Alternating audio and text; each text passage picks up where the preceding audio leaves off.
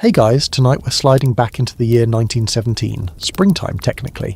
But if you're anywhere near the Western Front, spring just means wetter mud and more ways to freeze to death while pretending you're advancing civilization.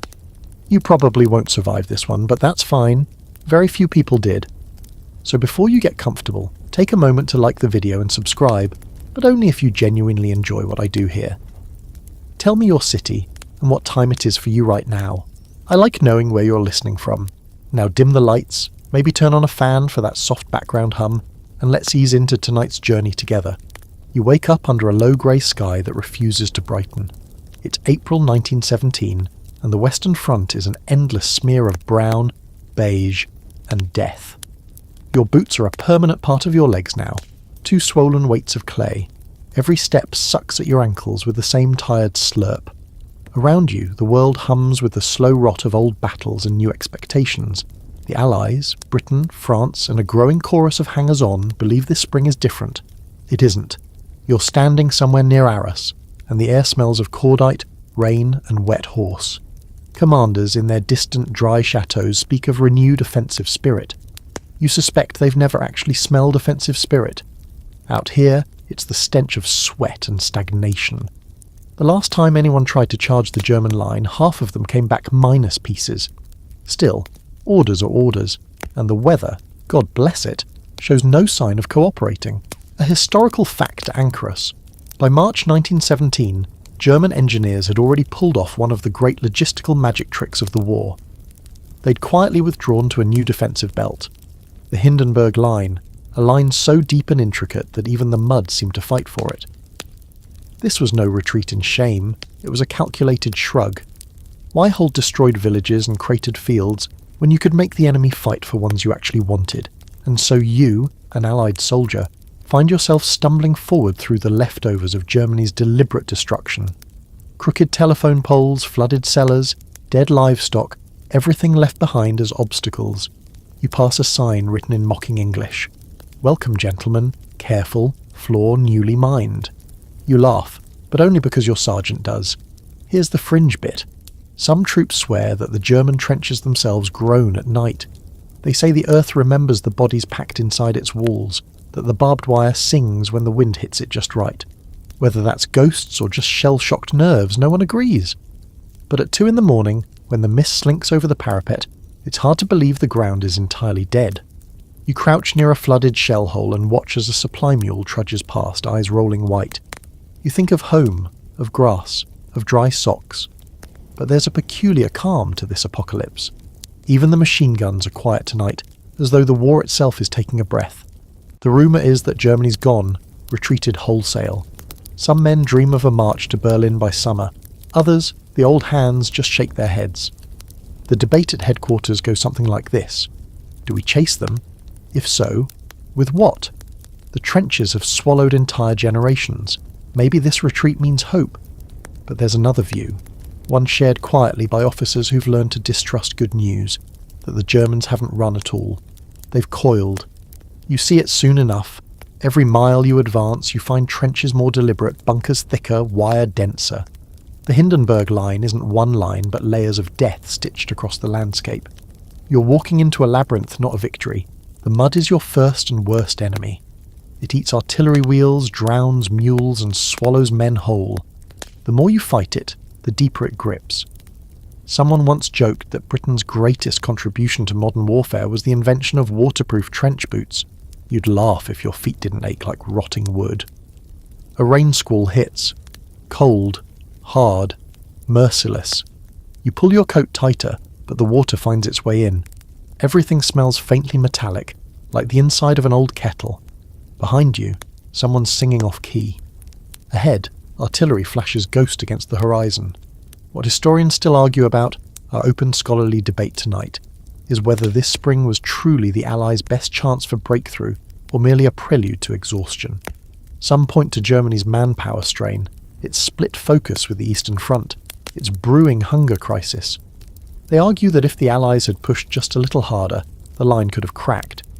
Others insist the opposite, that the Hindenburg Line, with its deep dugouts and interlocking fire zones, made any assault suicidal until tanks and coordination truly matured. In truth, It was both. A moment of opportunity smothered by mud and human limitation. Night deepens.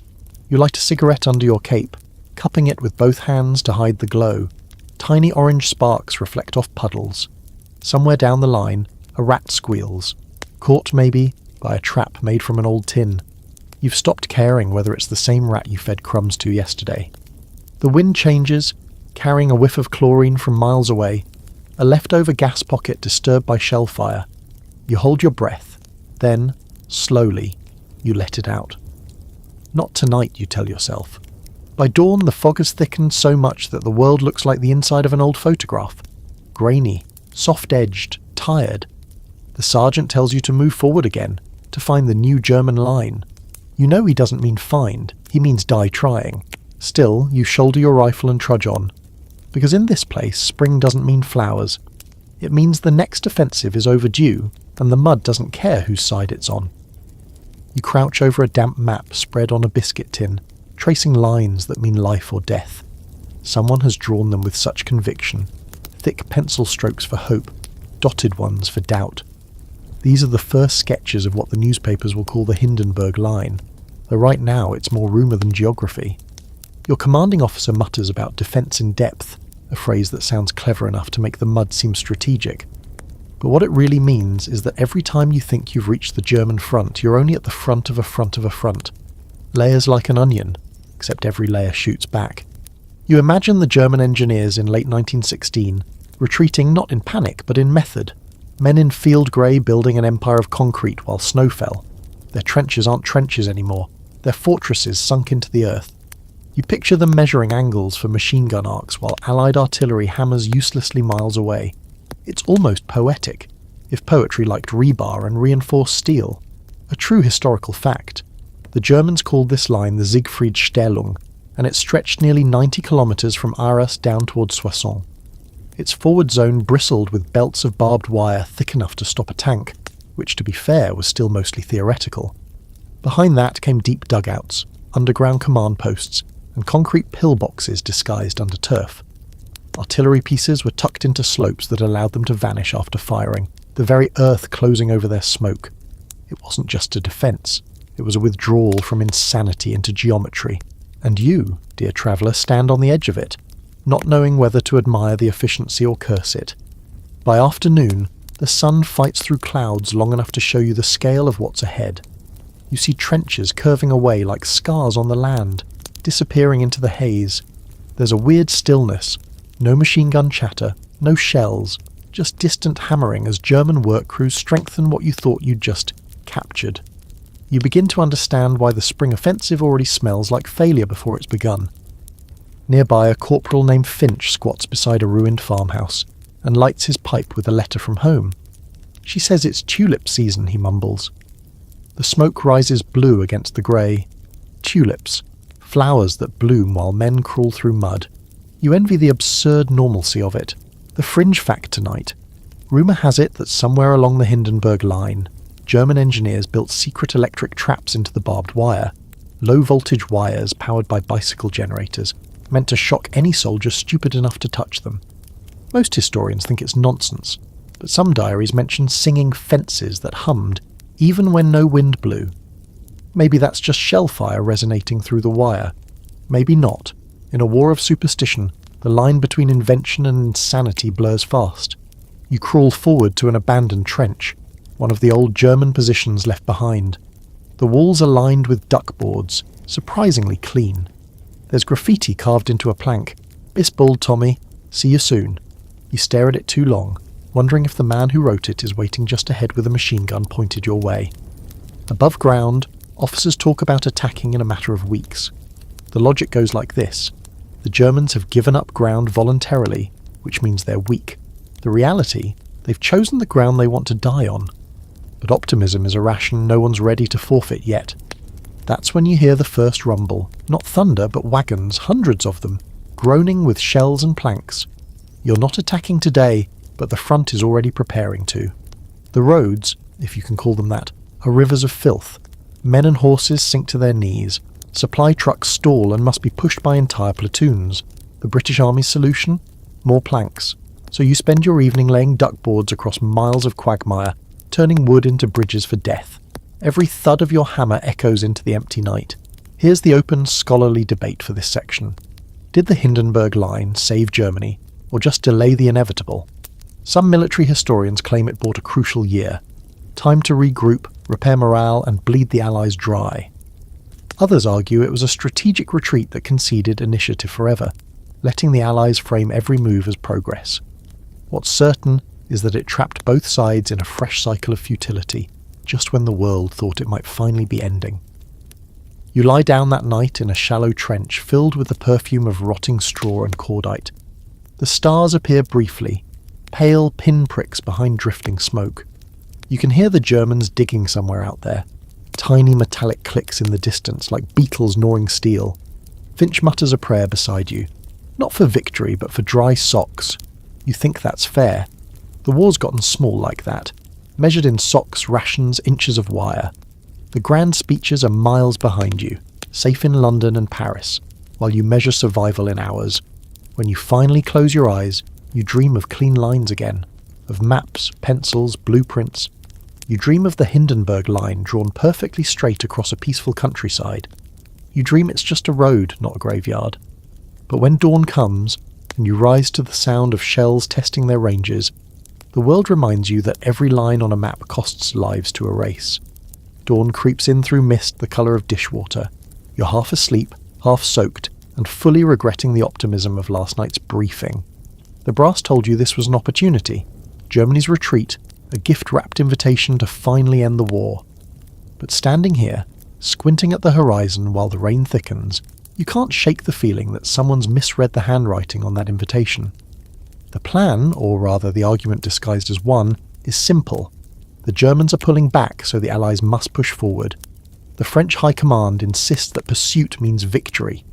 The British generals, led by Haig, say, "Steady now," in that charming tone that usually precedes disaster. Everyone wants glory, but no one wants to explain to Parliament why their soldiers have vanished into mud again. You crouch beside a lorry stuck axle-deep in sludge.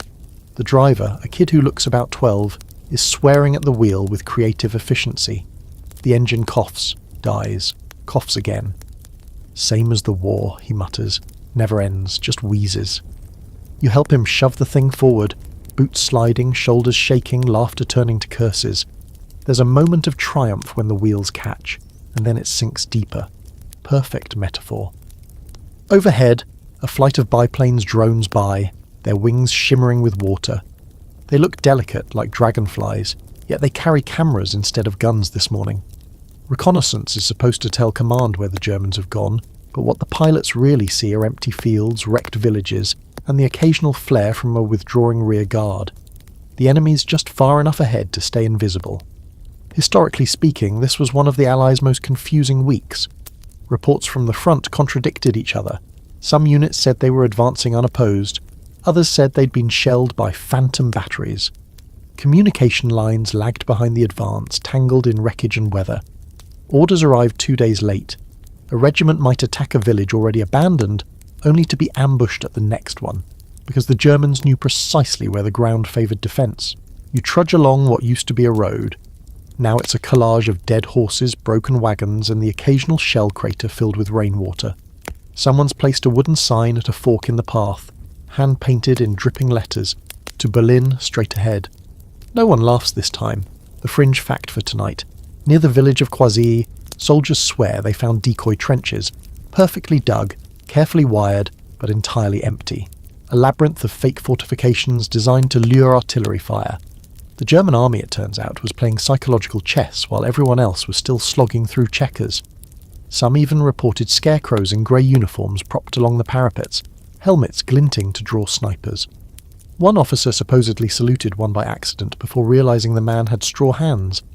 Meanwhile, back at headquarters, the generals argue, do they pause and rebuild supply lines before chasing the retreat, or risk it all on momentum? You can imagine the scene. Maps spread over polished tables, telephones buzzing, aides scribbling furiously while rain hammers the windows. One man insists speed will bring success. Another mutters, speed will bring starvation. That debate, still open to historians, defines this whole moment. Should the Allies have waited to consolidate before launching spring offensives? Or did hesitation cost them a chance to strike when Germany was reorganising? Evidence points both ways. The British Army's logistics were stretched thin to the point of comedy, but German diaries from the time reveal exhaustion too. The Hindenburg Line wasn't finished yet in many sectors. A perfectly timed assault might have shattered it, if the ground and weather hadn't conspired to say otherwise. You march past the ruins of a village that once had a name. The signs are burned. The church is missing half its steeple. Someone's chalked a note on a wall. "We shall rebuild." Below it, another hand has added, "If we find the pieces." You step into a half-collapsed cellar that smells of smoke and cabbage. It's empty except for a child's doll with one glass eye missing. You turn it over in your hand, then set it back down. There's something eerie about how thoroughly the Germans erased themselves from this landscape. No corpses, no equipment, just absence. Night finds you bivouacked in an orchard of skeletal trees. The moon peeks through clouds like a shy conspirator. Around the small campfires, conversation turns bitter. One soldier insists the Germans are retreating to draw the Allies into a trap. Another swears it's because their morale has finally broken. Someone quotes a newspaper headline about "the last stand of the Kaiser." No one believes that part. A rat scurries across your blanket, bold as a landlord. You flick it away gently. It'll be back in an hour anyway. The rain starts again, soft this time, like it's apologising for the morning's downpour. You lean back, watching sparks rise from the fire into the dark. The world smells like wet wood and distant cordite. Somewhere, a nightingale dares to sing, a sound so fragile it feels like blasphemy. Maybe, you think, there's something poetic about all this chaos. Maybe not. Maybe it's just exhaustion pretending to be philosophy. You pull your coat tighter, tuck your rifle under your arm, and try to sleep. Tomorrow, the order will come, move forward again, always forward, into the fog, into the myth of progress that everyone knows is a lie. For now, you listen to the rain and wonder how many more advances it'll take before anyone admits that no one's really moving at all. You wake before dawn to the sound of boots scraping duckboards, men whispering, and the faint metallic click of rifles being checked. It's not an alarm, just the rhythm of trench life refusing to let you sleep past misery. The air feels thick with nerves and wood smoke. Someone nearby is brewing tea that smells faintly of rust, and you envy their optimism. When daylight crawls in, you see it. The new German positions ahead, pale lines on the horizon. Only they're not just trenches this time, they're a whole underground world. What used to be mere ditches have become architectural statements of defiance. The Allies call them dugouts. The Germans call them Stollen, and down there they live better than most civilians back home. You've been ordered to inspect one of the recently captured ones near Neuville-Vitasse, a village reduced to chunks of brick and stubborn memories. The entrance is small, half hidden behind an embankment ringed with wire. Inside, the air changes immediately, damp but surprisingly warm. You descend wooden steps slick with clay until the sound of the outside world vanishes. The lanterns reveal rooms, actual rooms, bunks, tables, even framed photographs. A makeshift chapel sits in one corner, complete with a cross fashioned from shrapnel. There's a clock ticking somewhere. It feels wrong, as if time itself has decided to keep functioning only for the enemy. A historical fact to ground you. By 1917, German frontline dugouts could extend 30 feet underground, with concrete walls, electric lighting powered by small generators, and ventilation shafts leading up through the parapet. Some could shelter entire platoons during bombardment. When Allied artillery rained down for days, these men simply played cards, smoked and waited. The explosions were their lullaby. Then, when the shelling stopped, when you thought you'd annihilated them, they'd climb out like ants and open fire. You run your fingers over the smooth grey walls of one such dugout and feel the craftsmanship. You can't help but respect it, even as you curse it. It's efficient, patient, and smug. The Germans may be outnumbered, but they've built themselves into the earth like fossils that refuse to die. A fringe tale floats around the lines. Soldiers whisper about entire underground cities, complete with breweries and theatres. One even claims the Germans have a subway connecting their trenches to supply depots miles behind the line. It's nonsense, of course. Probably. But when you see these dugouts, the idea doesn't feel entirely impossible. You half expect to stumble onto a ticket booth. Back above ground, you breathe in the open air again, which now smells aggressively of cordite. Someone's testing artillery a few miles away, maybe to soften up whatever lies ahead. You wonder what soft even means when the ground has turned to pudding and the enemy's living 30 feet down. There's an argument waiting for you at the surface. 2 lieutenants debating whether to use the newly captured dugout as shelter or destroy it. One says it's too valuable to leave intact. The other says the Germans might have rigged it to explode. They both make good points. Eventually they decide to keep it, and a private's assigned to guard the entrance. His face says what everyone's thinking. If it blows, he's vapour. The scholarly debate attached to this moment still sparks arguments a century later. Did Germany's obsession with defence, this almost architectural paranoia, help or hinder their war effort? Some historians call it genius, pointing out how it saved manpower and inflicted disproportionate losses. Others argue it signalled defeatism, a psychological retreat into the soil, proof that Germany no longer believed it could win on open ground. What no one disputes is that it worked, for now. You move along the trench line where sappers are reinforcing captured sections. The sound of shovels against mud creates a hypnotic rhythm. Every strike feels like it might accidentally wake the world. When you stop to rest, a corporal offers you a swig of something that burns like liquid regret. "Stolen from a German officer's stash," he says proudly. You take a sip and feel your chest light up. For a moment you forget about the mud, the cold, the ever-present sense of being one heartbeat away from nothingness. Evening comes fast in the trenches. Lanterns glow dimly behind sandbags, each one a flickering promise of temporary safety. Somewhere, a phonograph wheezes out a waltz. The sound drifts through the air like a ghost from another era. You picture the Germans underground, maybe listening to the same song on the other side of the line. For a second, it feels like the war could just pause if everyone agreed to listen long enough. But it doesn't. It never does. A few hours later, a sentry spots movement across no man's land. Figures darting low, silent. Not an attack, just a patrol, testing the boundaries. Flares burst into the night sky, painting the mud silver. Machine guns chatter briefly, then stop. Silence returns, but it's the kind that hums. You lean your head against the trench wall and close your eyes. The earth itself seems to throb beneath you, a reminder that the enemy is living down there, breathing, eating, planning. It's not just a line anymore, it's a living organism pulsing beneath the soil. You drift towards sleep with a strange thought. Maybe the real battle isn't about territory or tactics. Maybe it's about who can stand living like a mole the longest, without losing their mind. As you fade, the dugout clock keeps ticking below, steady, relentless, indifferent. The sound merges with the heartbeat in your ears until you can't tell which is which. The morning smells like wet bread and bad coffee. You sit on a crate staring across the puddled wasteland that used to be farmland, and try to remember what colour grass is supposed to be. All you see now is grey, mud grey, sky grey, the kind of grey that gets into your bones and refuses to leave. This section of the front belongs to the French army, at least on paper. You've been temporarily attached here to observe their preparations for something big. General Nivelle's grand offensive, the one that's supposed to end the war in 48 hours. The promise sounds almost polite, like a dinner reservation. But everyone in uniform knows better than to trust a timetable. The French lines feel different from the British ones. There's more chatter, more wine, more singing when the officers aren't around. It's not optimism, it's defiance wrapped in bravado and Gauloise's smoke. The poilus, French infantrymen, have a way of laughing at despair that makes you both admire and envy them. You wander the reserve trenches near the Aisne River. They're cluttered but strangely domestic. Tin stoves, half-written postcards, drying socks hung like flags. A lieutenant explains the plan with a glint in his eye that borders on delusion. "This time, mon ami," he says, "the barrage will be so perfect the Boches will not even lift their heads. We will walk across the line." You nod politely, pretending to believe him.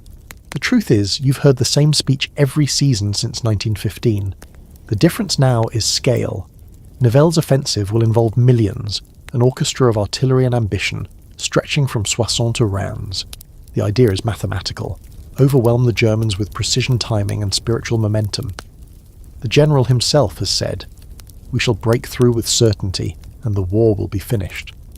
It sounds rehearsed, probably because it is. A historical fact to anchor this moment. General Robert Nivelle, a charismatic artilleryman, had risen to fame after the 1916 success at Verdun. His belief in scientific warfare, meticulously timed barrages, preset objectives, strict synchronization, made him the darling of politicians desperate for good news. But his soldiers had seen Verdun up close, and they knew science couldn't dry blood. The French preparations are monumental. Rail lines hum day and night with trains full of shells, horses and coffee. Engineers carve new tunnels under the Chemin des Dames ridge to position entire battalions below ground. Even the priests are rehearsing victory sermons. And yet, the men joke that the weather will ruin it all anyway, as it always does. You're invited to inspect one of these tunnels, a chalk-white labyrinth that runs under the ridge. Inside, men sleep stacked like sardines. The air is heavy with the smell of damp limestone and nervous sweat. A captain guides you past a chapel carved directly into the rock. There's a crude crucifix on the wall, and someone scratched the words La victoire ou la mort beneath it. Victory or death. You hope they've packed for both. The fringe rumour floating around the French camp is that Nivelle has developed a secret weapon. No one's sure what it is. Some say a new type of gas. Others claim a silent cannon. One soldier insists it's a mechanical bird that drops bombs without warning. You laugh, but the story sticks in your mind. When hope runs thin, imagination fattens. At dusk, a downpour sweeps through the valley, drowning every trench in minutes. Men scramble to keep their rifles dry. Officers curse in 3 languages. You watch the French artillerymen cover their 75mm guns with tarps that might as well be napkins. The shells still gleam wet and dangerous, but the fuse lines clog with mud. Somewhere you hear an argument between 2 sergeants. One says the rain's a blessing, the other says it's the devil's spit. Both are probably right. As you huddle under your poncho, you think about the open, scholarly debate this entire offensive will ignite. Could Nivelle's plan ever have worked, even under perfect conditions? Some historians argue yes, that with better weather and coordination, the sheer volume of fire could have smashed the Hindenburg line. Others insist no, that the German defences were too deep, their morale too solid, their counter-battery tactics too advanced. The truth, as usual, lies somewhere muddy between. When the rain finally slows, night creeps over the ridge in streaks of silver fog. The French officers host a briefing by candlelight, their maps dotted with wine stains and fingerprints. One of them, young and bright-eyed, tells you, "It will be a beautiful attack." The phrase sounds wrong, like describing a flood as elegant. You step outside for a smoke. The horizon flashes every few seconds with artillery practice, the thunder delayed just enough to make you flinch. The air smells of ozone and churned soil. You take a drag, exhale, and watch the smoke vanish into the mist. Nearby, 2 poilus are arguing softly about whether Paris still lights the Eiffel Tower at night. One insists it does, so the stars don't get lonely. The other shakes his head. Non, mon vieux, it's dark like the rest of us. You smile despite yourself. The war has reached that peculiar stage where everyone knows it's unwinnable, but keeps going because stopping feels like betrayal. You can sense that truth hanging over the French trenches like humidity. Even the jokes are heavier now. You lie down beside the dugout wall and close your eyes. The ground vibrates faintly. Practice shells landing miles away. In your half-sleep, you imagine the ridge above alive with whispers, men from both sides buried there, murmuring advice no one can hear. When the first artillery of the actual offensive begins, it will sound like the sky tearing open. But for now, it's just a waiting game. Rain, smoke, nerves, and the slow count of heartbeats between rumours. You drift off thinking about Nivelle himself, pacing somewhere behind the line, believing utterly in his equations. You almost envy him, the way certainty can insulate a man from fear. Almost. You wake up to the sound of engines coughing themselves awake, an ugly metallic chorus that doesn't belong in 1917, or really in any dream that ends well. The British lines have gone mechanical overnight. Word has spread. The new land ships are here again. Tanks, the miracle machines. The joke, of course, is that miracles don't usually need to be dragged out of mud by mules. It's early April and you're back near Arras, watching soldiers swarm around these steel monsters like bees around a drunk bear. The air smells of oil, wet iron, and the faint sweetness of gasoline, a scent so new that most men still sniff it suspiciously. Each tank looks like a shed that learned to hate. Their sides are pocked with bolts and streaked with grime. Someone's painted names on the hulls in white. Grit, Hecate, Nancy Boy. One's even got a cartoon pig charging forward with wings. You run your hand over the cold metal and feel the vibration of the engine idling inside. Throaty, angry, unsure. The crew climbs out briefly to stretch their legs, faces blackened with soot. They look like chimney sweeps from another planet. One grins at you. "She's a beauty, ain't she?" he says, patting the side of the tank like it's a loyal horse. You nod, though. The thing smells like it might explode just for fun. The tanks were supposed to change everything. That's the official line. The Allies believe these lumbering beasts will crush barbed wire, shrug off bullets, and roll over machine gun nests like thunder. The Germans, on the other hand, think they're curiosities, loud, clumsy, and doomed. In fairness, both sides are half right. A historical fact to set the stage. By the spring of 1917, tanks had been used in combat only a handful of times, notably at Fleur-Courcelette in 1916. The British Mark IV, now rolling up beside you, is an upgraded version. Heavier armour, a better gearbox, still absolutely allergic to mud. They weigh nearly 30 tons but can't cross a ditch deeper than 4 feet. Half break down before they reach the front. Some catch fire from their own exhaust. And yet, for all that, they carry the faint perfume of the future. You follow a tank column out toward the forward assembly area, slipping and cursing as your boots fight the same enemy they always do. Mud. Each step feels like trying to walk on bread dough. Mechanics trail behind with spanners, tightening bolts that will come loose again by sunset. The machines groan, skid, and sometimes just stop moving altogether. That's when the joke making the rounds reaches you. If God had meant us to fight in tanks, he'd have paved France. Somewhere ahead, artillery thuds in lazy intervals just to remind everyone that noise equals confidence. The sky's low and white, clouds dragging their bellies across the horizon. You taste soot in the air. Inside one of the tanks, you can just make out the rhythm of its crew shouting over the roar. Orders, curses, prayers. You imagine what it must be like in there. No air, stifling heat, gears screeching inches from your head. Men emerging half deaf, eyes watering from fumes, hands blistered from touching metal hot enough to fry dinner. They say it smells like a burning garage mixed with wet dog. You can believe it. A fringe story that refuses to die claims one of these beasts during testing accidentally rolled backward into a trench full of its own men. The army tried to bury the incident, literally and metaphorically. The crew swore the machine had developed a mind of its own. From then on, some soldiers called the tanks devils in tin coats. By midday, the column halts. The rain starts again, just a mist at first, then a soaking curtain. Mud splashes up the tank sides until they look camouflaged by despair. You sit beneath the overhang of one tread and share a tin of bully beef with a corporal. He says the plan is to attack in 2 days, weather permitting, which everyone agrees means never. Here's the open, scholarly debate historians still gnaw on. Did the early tanks in 1917 truly fail, or did commanders simply not understand how to use them? Some say the machines were revolutionary but strangled by old-world thinking, sent into battle piecemeal, without infantry coordination, without supply lines for fuel or repair. Others argue they were doomed from conception, too unreliable, too underpowered, too ahead of their time. The truth sits, as always, somewhere between idealism and mechanical failure. As evening falls, the tanks are lined up under tarps like sleeping beasts, their metal skins steaming in the rain. Men move quietly among them, checking bolts, whispering to each other as if afraid to wake the monsters. You watch a mechanic stroke a dented side panel and murmur, "Don't let me down this time, love." There's tenderness in it, an odd, mechanical intimacy. You lie on your back in a shallow ditch, staring up at the bruised sky. Lightning flickers faintly on the horizon, painting the tank's silhouettes in flashes of white.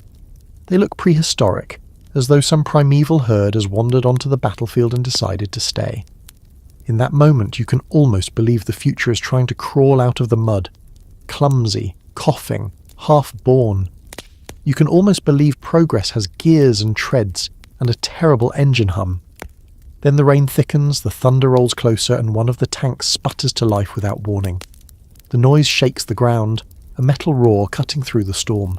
Men cheer, though no one's sure whether the thing started on purpose or out of spite. You grin into the dark, teeth slick with rainwater, and think, maybe that's the war itself, too heavy to move, too stubborn to stop, and somehow still alive enough to scare you. The rain lets up just in time for the wind to start. It sweeps across the front like a broom, tugging at tent flaps, whistling through empty shell cases, and carrying with it the thin mechanical buzzing of the new lords of the air.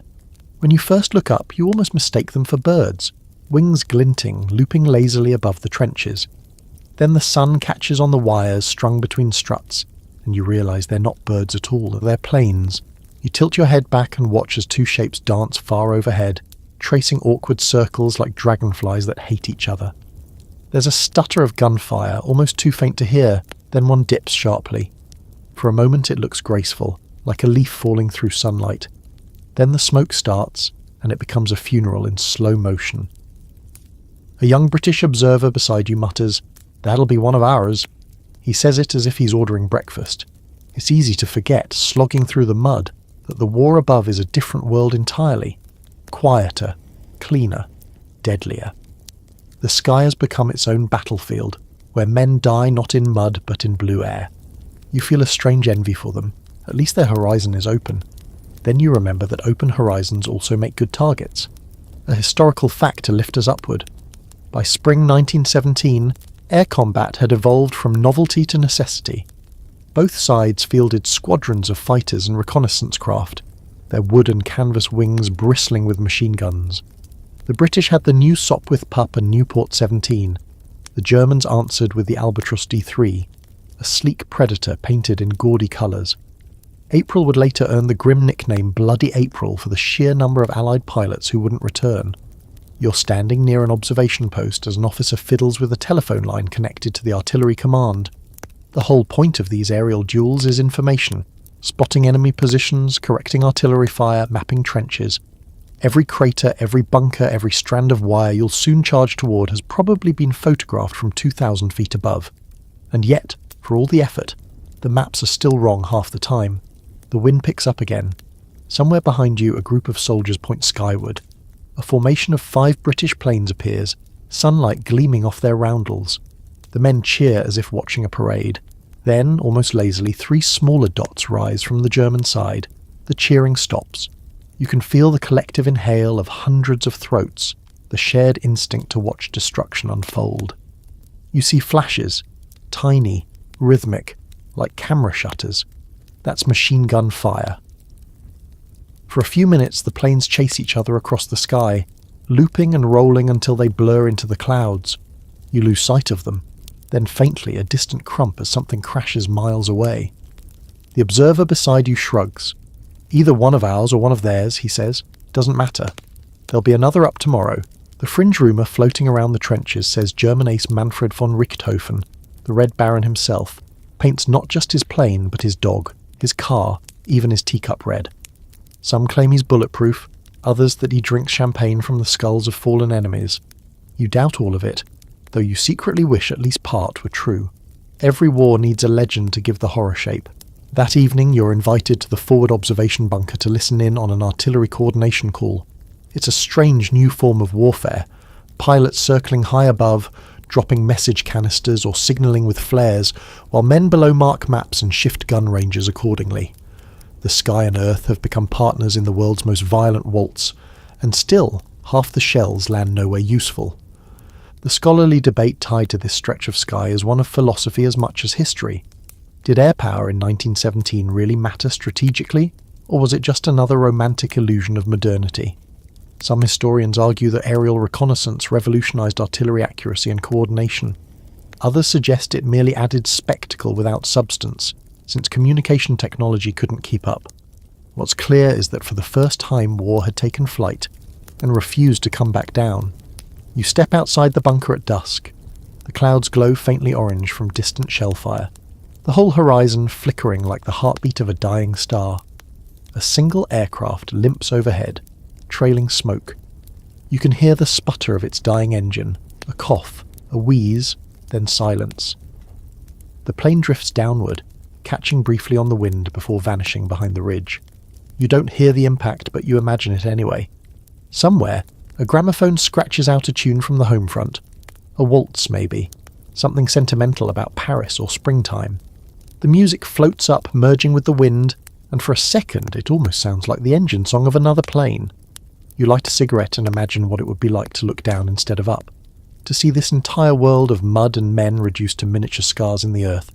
Maybe from above it looks cleaner, maybe it even looks peaceful. You take a drag and decide it probably doesn't. When you exhale, your smoke joins the last of the day's clouds, drifting toward where the sky bleeds into the horizon. You watch until your eyes blur, and you can't tell where air ends and earth begins. The bombardment starts before dawn, long before your brain is ready to remember what noise is. It begins as a distant tremor, somewhere between thunder and the growl of a giant rolling over in its sleep. Then it grows. Within minutes, the sky is turned into percussion. Shells scream overhead in perfect, terrible rhythm, and the earth shakes so hard that dirt drips from the dugout ceiling like rain. This is the great artillery preparation, the one they said would erase the German lines. The generals promised it would last days, maybe weeks, until not even a blade of grass remained upright on the enemy side. You've seen it before, but this time the scale is absurd. Thousands of guns firing in synchronized waves, the sound merging into one continuous roar. You can't tell individual explosions anymore. It's just a physical force pressing against your chest like the air itself is angry. You climb halfway up the trench ladder and peek out. The horizon flickers non-stop, flashes rolling like a storm trapped in the earth. Every few seconds, a gust of heat and dust washes over you. The sky is black, though the sun should be up. Men huddle below trying to eat breakfast, lukewarm tea and hard biscuits, while their mugs tremble off the boards. One soldier mutters, "If this doesn't kill them, nothing will." Another replies, "It won't." The smell of cordite and wet soil mixes into a metallic fog. Even the rats seem confused. They dart back and forth, squealing, unable to tell which direction the world is ending from. Here's your historical anchor. The Allied artillery barrage of April 1917 was one of the largest ever attempted up to that point. Over 2.5 million shells were fired in the week leading up to the Arras and Aisne offensives. Commanders genuinely believed that nothing could survive such a storm, but the Germans had learned. Their deep dugouts, carved 30 feet below ground with reinforced concrete, shielded them from most of it. They simply waited, listening to the apocalypse rumble overhead, and then climbed back out when the noise stopped. You can't see that part from here, of course. All you see are explosions. All you feel is the illusion of progress. There's a strange beauty in it, if you ignore what it means. The shell bursts bloom like monstrous flowers across the fields. Each one throws up a plume of black and orange, like ink dropped into fire. The ground heaves as if alive. Somewhere behind you, the tank crews are cheering. They think this means tomorrow's advance will be easy. Fringe rumour time. Some men swear that prolonged bombardment can drive the earth itself insane. They say trenches have moods, that the ground can become possessed by the constant concussion. One legend claims a whole British company once went missing during a shelling. No enemy fire, no survivors, just gone. Swallowed by the soil, the story says. It's nonsense, probably. But when you feel the ground bucking beneath you, you're not so sure. You spend the day ferrying messages between batteries. The paths are pure chaos. Mules slipping, men yelling over the thunder, telephone wires snapping like whips. At one point, a shell lands close enough to throw you face first into a crater. You lie there, ears ringing, half expecting to find yourself in another century when you get up. At dusk, the barrage changes tone. It becomes slower, heavier, like an orchestra winding down. Officers say this means the main assault is close. You can't tell if you're relieved or terrified. Probably both. As night falls, the horizon glows red where the shells hit. You can see, in the distance, what looks like fireflies flickering in the smoke. Tiny points of light that could be explosions or maybe sparks from hell's chimney. The thunder never really stops. It just dips in volume now and then, as if catching its breath. The scholarly debate that haunts this chapter of the war still rages in classrooms and conference halls. Did artillery help or hinder in 1917? On paper, it was progress. Math and machinery wedded in perfect violence. In practice, it warned the enemy days in advance, turned the battlefield into a swamp, and left communication lines in ruins. Some argue it was necessary. Others say it proved humanity's genius for futility. Either way, every lesson learned here will be repeated again next year, and the year after, because repetition is the only thing generals truly master. Around midnight, the guns pause suddenly. The silence hits harder than the noise. Men look up, blinking, unsure if their ears have gone deaf. The quiet is so pure it hurts. You can hear your own heartbeat, and the drip of water off the trench wall and someone whispering a prayer in French. Then, from somewhere across no man's land, you hear faint laughter. German voices. It floats through the smoke, eerie and light. Maybe they're mocking you. Maybe they're just relieved to still be alive. Either way, the sound makes your skin crawl. You lean against the trench wall and close your eyes. The silence stretches on. Then, inevitably, one gun fires again. Just one. The others follow as if jealous. The world explodes all over. You smile grimly. There's something comforting about the predictability of madness. When morning comes, you'll go over the top, walking across ground that looks flat but isn't.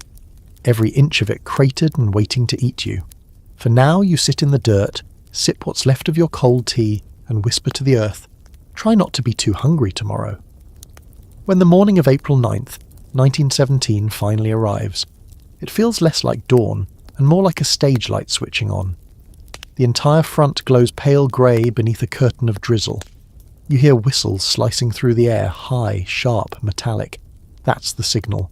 No more waiting, no more promises. It's time. You pull yourself up over the parapet, one boot at a time, rifle clutched against your chest. For a second, you hover at the lip of the trench, staring at the battlefield ahead. It's not a field anymore. It's an ocean made of craters, each one brimming with water or bodies or both. The barbed wire that was supposed to be shredded by yesterday's artillery still stretches in jagged, glittering lines. You can see it catching raindrops like silver teeth. The air smells of wet metal and cordite, like a gun barrel that's been chewing on thunder. You take your first step into no man's land, and the mud grabs your boot with a sucking sound that could be laughter. All around you, figures rise from the trenches, hundreds, thousands. They move in rows, shapes within the fog, some carrying planks, others hauling heavy Lewis guns. Officers blow their whistles again and wave canes as though they're conducting a concert. It's almost elegant for the first 20 seconds. Then the machine guns wake up. A line of flashes erupts along the horizon, silent for a heartbeat. Then the air fills with noise, short mechanical coughs that stitch the fog with death. You drop instinctively, sinking into the mud, and feel something hard beneath your hands. Someone's helmet, half buried. You don't look too closely. The artillery, still confident from yesterday, fires again. Shells shriek overhead, landing somewhere ahead and behind, occasionally on top of friendly troops.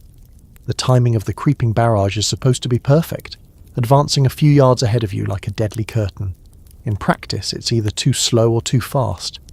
The men curse it as they run, but they keep running, because what else can you do? Here's the historical heartbeat of this moment. April 9th was the first day of the Battle of Arras, a coordinated Allied offensive meant to break the German front once and for all. The British and Canadians struck near Vimy Ridge. The French prepared their massive assault further south along the Aisne. On paper, it was unity, coordination, progress.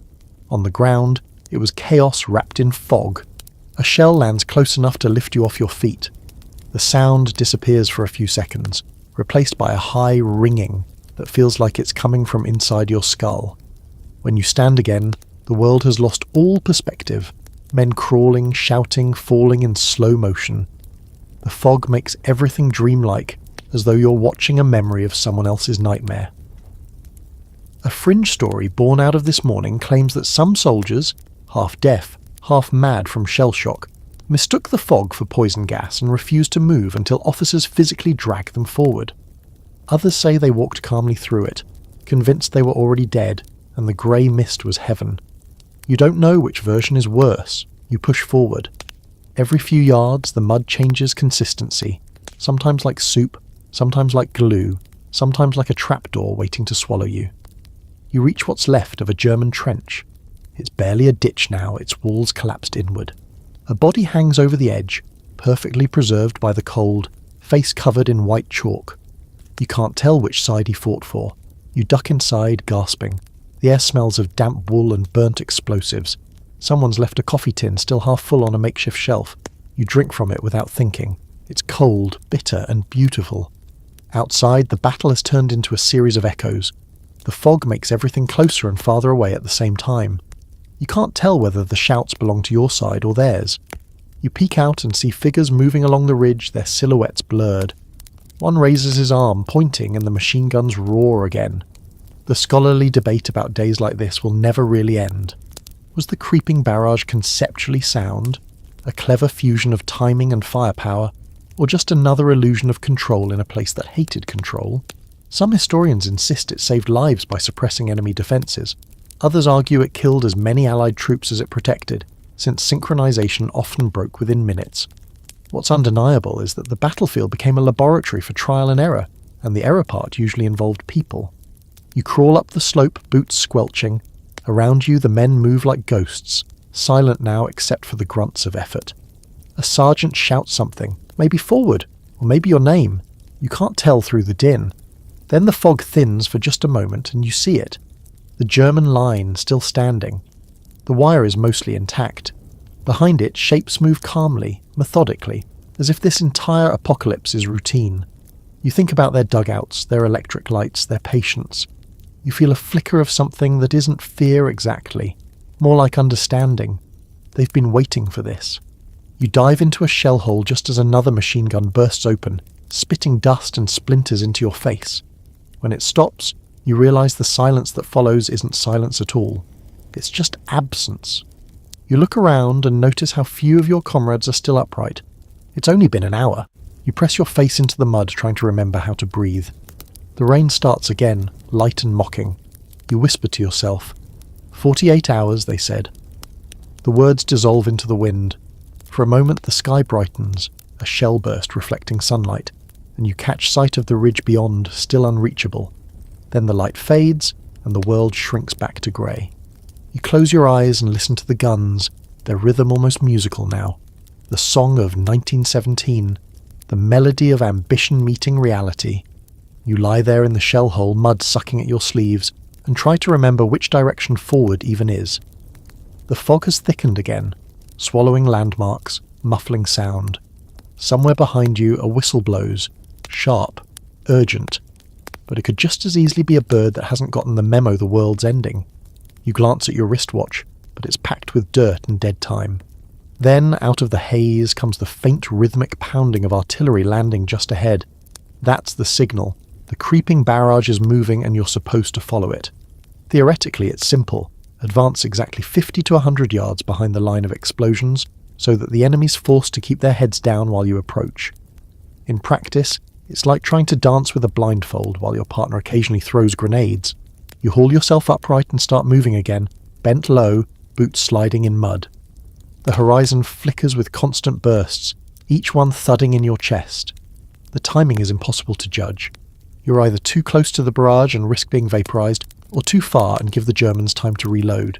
You count seconds, 1, 2, 3, then move. Somewhere nearby, a tank lumbers forward, its treads shrieking like a dying violin. The plan looks good on a chalkboard, but out here chalk melts. A historical anchor, the creeping barrage, first developed in 1916 and perfected, supposedly, by 1917, was meant to create a moving shield of artillery fire. It represented modern coordination, a literal curtain of shells inching forward while infantry advanced behind. At Arras, it advanced at 100 yards every 3 minutes. It was revolutionary when it worked. But when communication broke, timing drifted, or terrain interfered, the result was chaos. Thousands of soldiers either outpaced their own protection or walked straight into it. You keep advancing, ducking as debris rains down. One shell lands too short, showering you with shrapnel and dirt. You curse the gunners, then immediately feel guilty. Somewhere miles behind, they're guessing range tables with shaking hands and bad coffee. You stumble over a fallen telephone wire, then over something softer. You don't look. The ground feels alive beneath you, trembling constantly, breathing smoke. You're not sure if it's the earth shaking or your nerves. Suddenly the barrage stops. Dead silence. You freeze, mid-step. The quiet is so abrupt it hurts your ears. You know what comes next. The machine guns start again. The fog erupts with flashes, each one a precise little burst of hate. You dive down into another crater and press your face into the cold slime. Around you, men are shouting, but the words dissolve into the gunfire.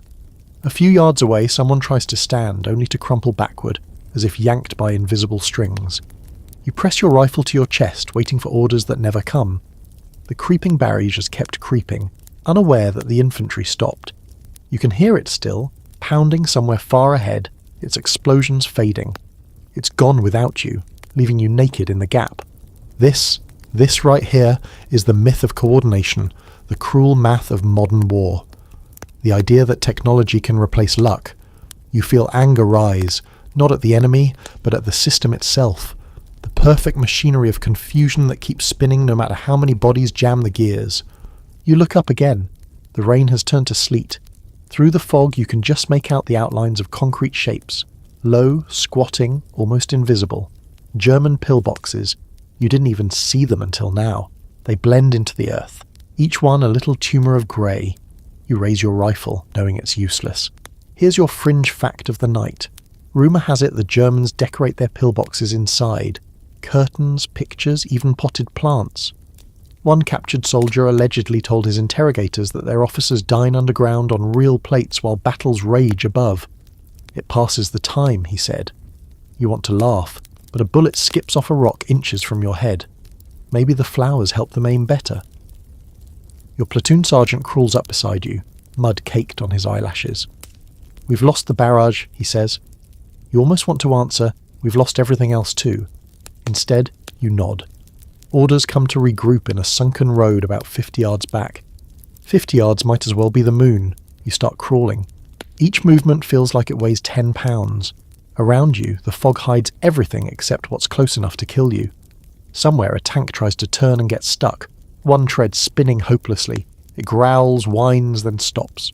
The scholarly debate tied to this day stretches through entire books. Did the creeping barrage represent the peak of Allied innovation, or just a spectacular illusion of control? Some argue it was a masterpiece of timing, allowing modest advances impossible before. Others insist it was the ultimate symbol of industrial arrogance, a belief that you could choreograph chaos. It's both, really. A deadly ballet that assumes everyone knows the steps, even though the floor keeps collapsing. By the time you reach the sunken road, your legs are shaking uncontrollably. You flop down behind a shattered cart and listen to the rain tap against your helmet. The sergeant is shouting for survivors to regroup, but his voice sounds far away. You look around and realise how few there are. The fog begins to thin again. Through it, you can see the German line, still there, still unbroken, smoke curling lazily from the pillboxes like they're chimneys.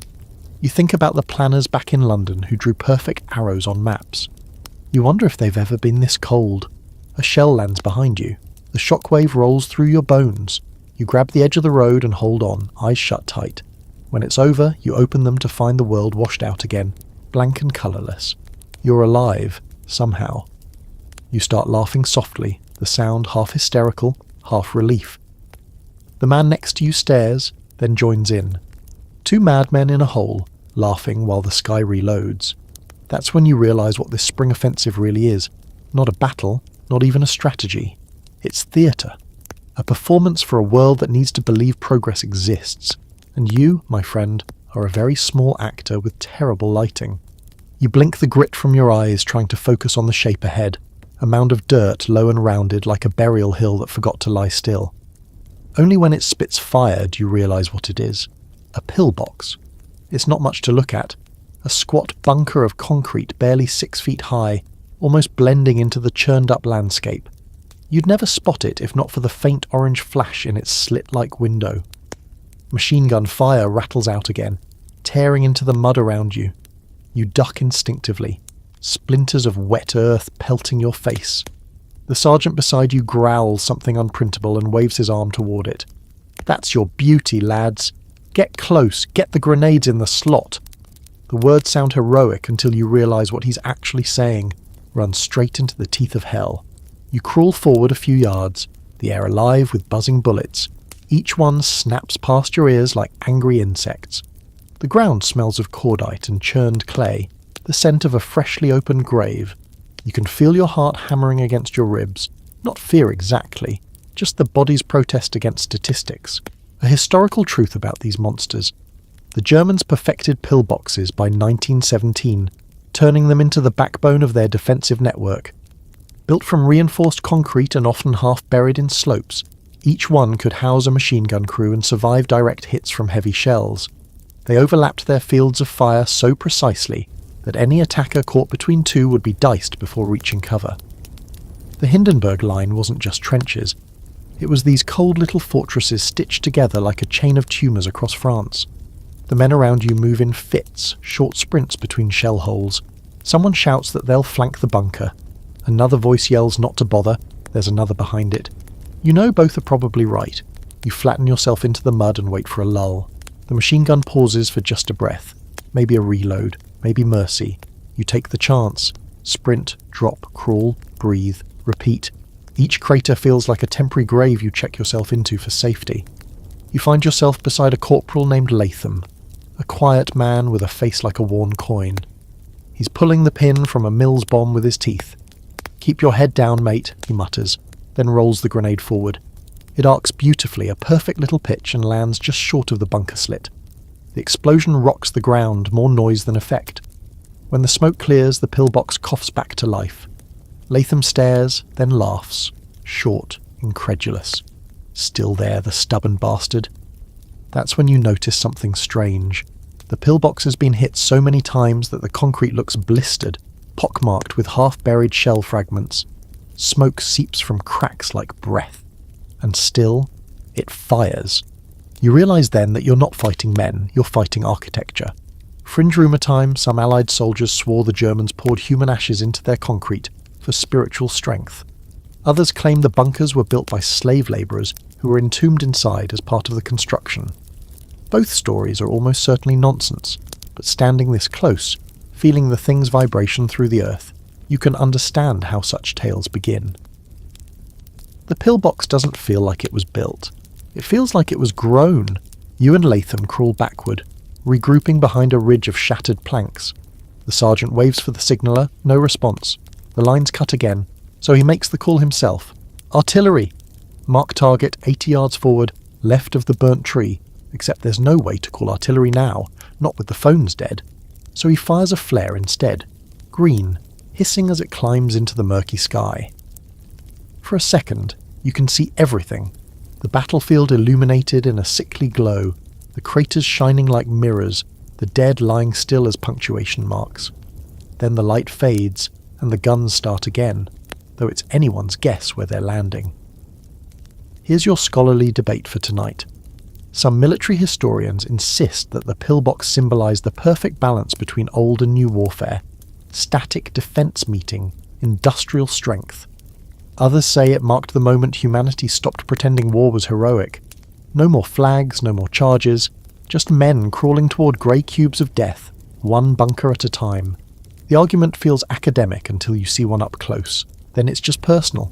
After an hour of shooting, shouting and praying, the machine gun finally goes silent. You wait. Nothing. Cautiously, you and Latham creep forward. The front slit of the pillbox is dark. You reach the side door, a small iron hatch, half expecting it to burst open. It doesn't. Latham pushes it gently, and it swings inward with a low groan. Inside, it's dim. Smoke and dust hang like fog. 2 German soldiers lie slumped over their gun, eyes open, faces calm. The air is warm, thick with the smell of burned oil and something metallic. You step inside, heart pounding, and glance around. There's a wooden stool, a tin cup, a half-eaten loaf of bread. Someone scratched words into the concrete above the gun. "We're Holton. We hold." You don't know whether to admire them or curse them. Maybe both. Latham finds a photograph tucked into a crack in the wall. 2 children, a woman smiling stiffly, the corner burned. He stares at it for a long moment before setting it back down. Then he says quietly, "Same as us, really." You nod. Outside, the machine guns start up again, farther down the line. The moment's gone. You step out of the bunker and into the cold wind. The rain has stopped, though the sky's still the colour of lead. Around you, the world looks both conquered and untouched. The pillbox behind you stands mute, indifferent, as though waiting for new tenants. You look up at the ridge ahead and realise this isn't a breakthrough. It's a crawl through history's concrete skeleton, inch by inch. The future's being built down here, in grey and silence, and it doesn't care who owns it. The air the next morning carries a different taste, metallic, thin, and cold as coins.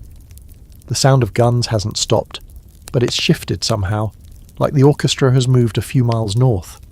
You follow the noise, boots squelching through the long smear of churned clay that used to be France, until the ground begins to tilt upward.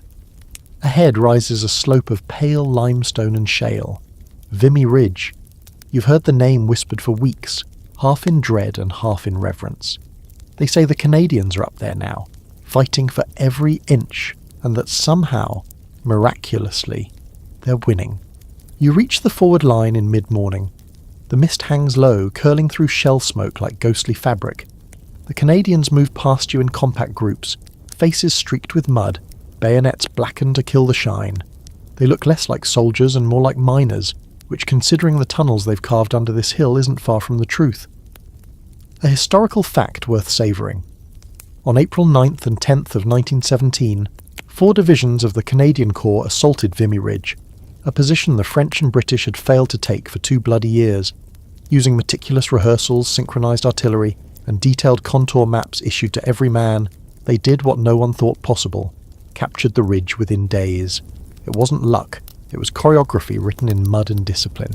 You find a shallow trench halfway up the slope.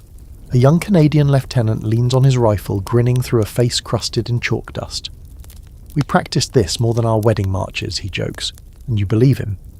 Each company had trained on full-scale mock-ups of the German lines miles behind the front, memorising every twist and crater. Even their artillery learned new tricks. The Vimy clock method that timed shells so precisely the barrage crept just ahead of their boots. As you climb with them, you can feel the ridge shaking.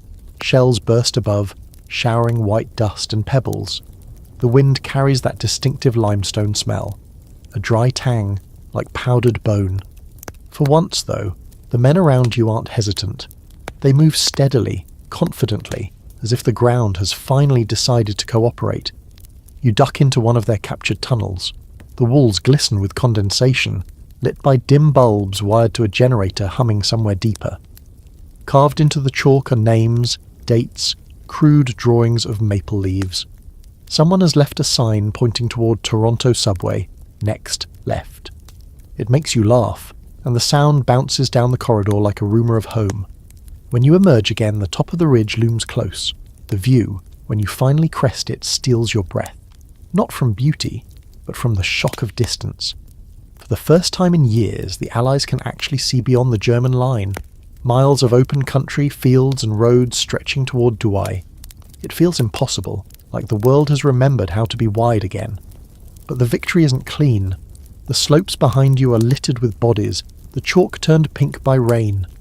The Canadians have taken the ridge, yes, but at a price. Nearly 10,000 casualties in 4 days. You can taste the irony, success measured in fractions of survival. Fringe rumour, soldiers swear the ridge hums at night. They say the limestone amplifies the sound of distant guns until it vibrates like a tuning fork, and that if you press your ear to the ground you can hear voices. Not ghosts exactly, just echoes. Maybe it's the underground tunnels carrying noise from the valley.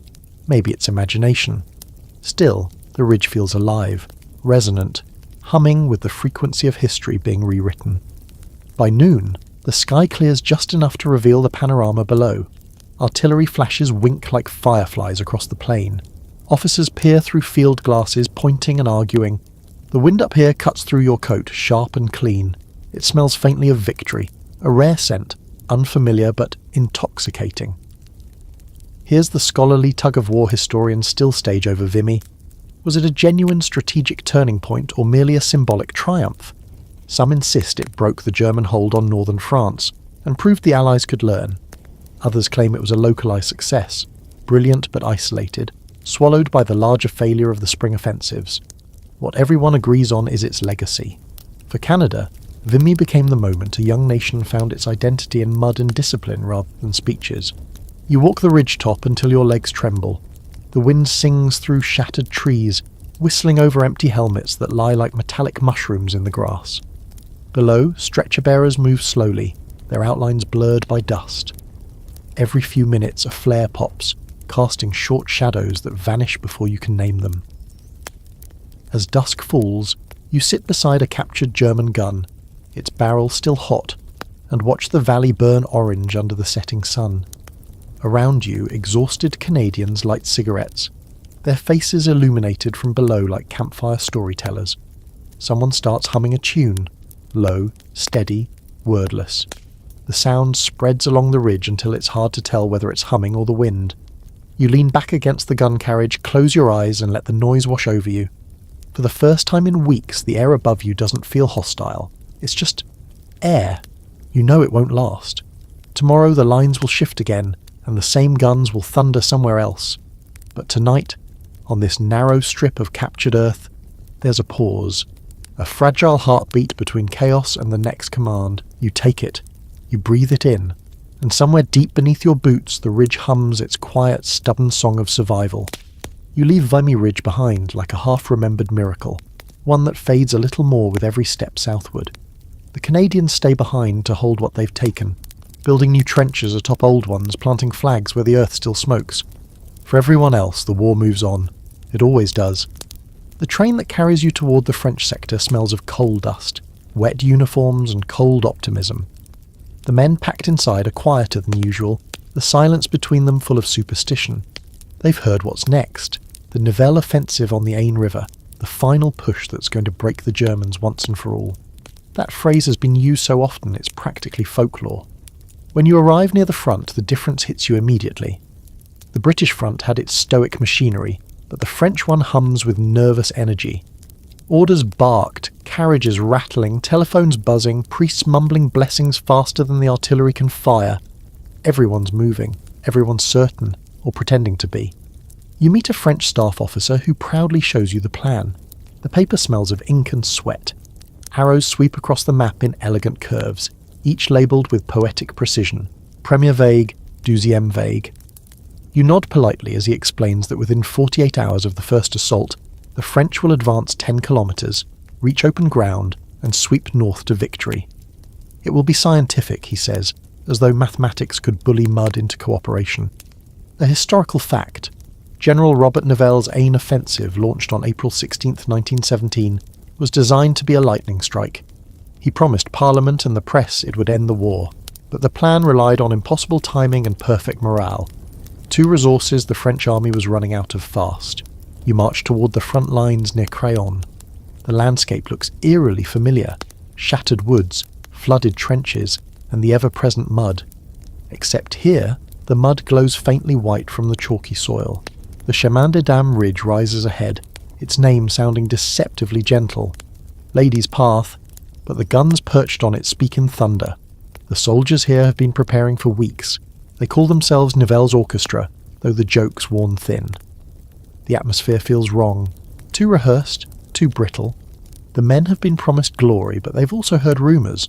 The British offensive at Arras is already stalling, and German defences along this ridge are stronger than anyone expected. You find shelter in a dugout carved deep into the chalk. The air smells of damp plaster and tobacco. A young French soldier offers you a sip from his canteen. It's not water, it's cheap wine. For courage, he says. You drink anyway. It tastes like vinegar and homesickness. Outside, the final preparations continue. Artillery crews polish shells that gleam like copper fruit. Officers double-check watches against the synchronized master clock. Somewhere, a chaplain blesses a row of men standing at attention, his voice trembling more than theirs. The wind whistles through the poplars above, scattering blossoms that look like pale snow. The fringe rumour tonight is strange and persistent. Some soldiers believe Nivelle has built a secret earthquake machine, a new artillery pattern designed to make the ground itself shake so violently that the German trenches collapse. They whisper that the generals have harnessed scientific thunder.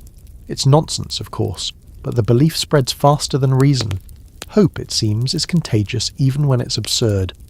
You step outside at dusk and for a moment the world feels almost peaceful. The horizon glows pink, and the distant rumble of artillery sounds like a heartbeat under the earth. The men smoke in silence, watching the sky change colour. Someone plays a harmonica, the notes drifting like smoke between trenches. You catch a melody that feels familiar, though you can't name it.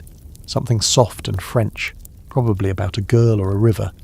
As night deepens, rain begins to fall. Soft at first, then heavy. It slicks the chalk, turning the trenches into luminous rivers. The men don't bother cursing anymore. They just keep digging, boots sloshing, muttering the same refrain, demain, demain, demain, tomorrow, always tomorrow. The scholarly debate that circles this offensive is a cruel one. Was Nivelle's plan ever realistic? Some historians claim that his faith in coordination and mathematics was visionary, a precursor to modern combined arms tactics.